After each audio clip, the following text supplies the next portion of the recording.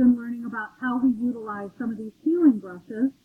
But we've also worked with our magnetic lasso tool, which is a really important tool when we're trying to select things. We'll talk about other things as the days and the weeks and months progress in here. But I'm going to go ahead and just create a new blank document because I want to explain a little bit about brushes. I just did File, New, and I simply go over here to Letter and I say OK. You'll see it opens up an 8.5 inch by 11 inch document, which is really important that it's none of these others. You want to make sure it's just a normal letter size document. And brushes are located right in here. So it's 4 tools down. You're going to find, oh, silly me, I'm sorry. Actually, right under the healing brush tool, my bad. Right under the healing brushes, you're going to find the regular simple paintbrush tool. Okay? That is the one that you want to have on for this. You don't want to have anything else in here. So you want to make sure that brush tool is active. Very much like previously when we work with the healing brushes, you're going to see a lot more opens up when you go into that drop down. It has a hardness level and it has a size, which we're very familiar with, but it doesn't have, or it didn't have all of this jazz going on. So I'm going to keep that back in here. That's a hard edge brush. When we lower the opacity, lower the hardness, you're going to see the difference. You've got that soft airbrush kind of a look. So those are some very important facets when you're talking about brushes. But if I go back in history, again, go back in history, this is the last thing I did. This is the thing before it, and this is the thing before that. So it builds from the bottom up. Notice I don't delete anything. I just click on where I want to be and put it back, and it will naturally kind of get rid of the old stuff for you. Never delete from your history. That can cause a lot of problems. Okay? So if you keep into mind, you're going to find that there are various shaped brushes. Okay? Here are a lot of eye makeup brushes, for example. Here's the left eye, and here's the right eye. So if I go here, notice I click either to put it back here or I click up here.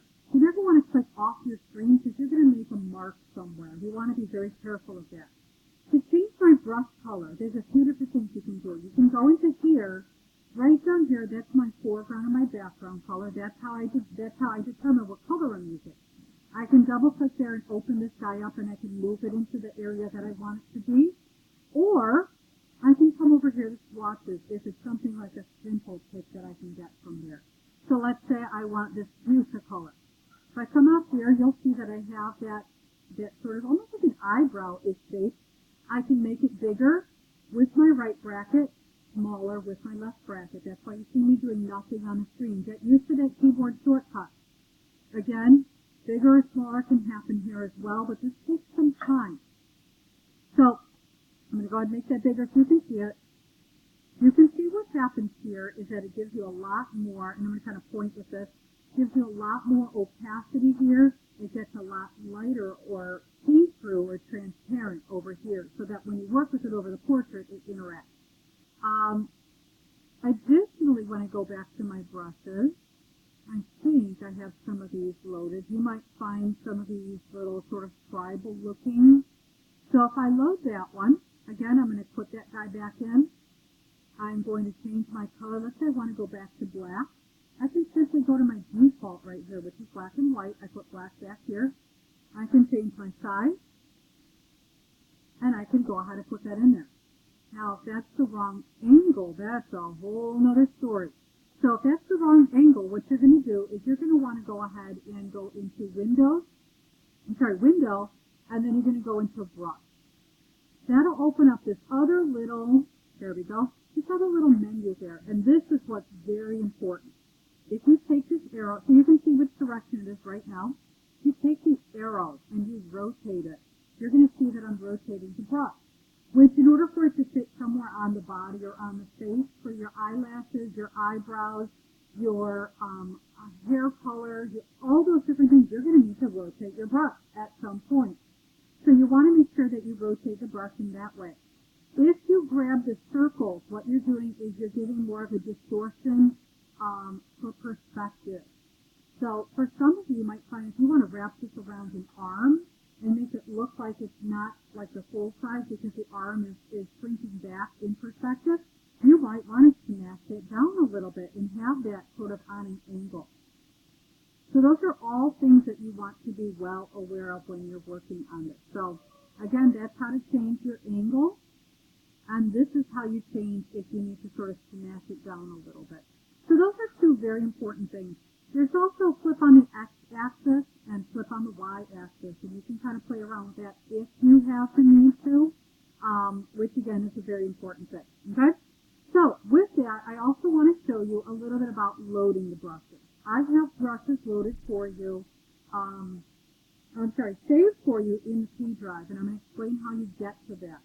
So if you come into this drop down, you're going to go into a little wheel over here. It's like a little cog wheel, and you're going to say load brushes. So it's really important that you do this to find these brushes. Your selection of brushes will be far smaller than mine because mine have a lot loaded on there. So I'm going to load brushes, and you kind of have to follow the bouncing ball. In this case, you're going to go to the P drive. We have not done this in here really before, so this is where I have them stored for you. You're going to go to the P drive. You're going to go to Classes. You're going to find my name, and then you're going to go to Teacher Handout. When you get there, it's pretty obvious which folder you want. You want the brushes folder.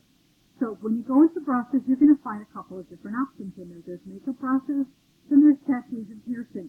I can add more. If there's a brush you're looking for, let me know. I'll try to do some research.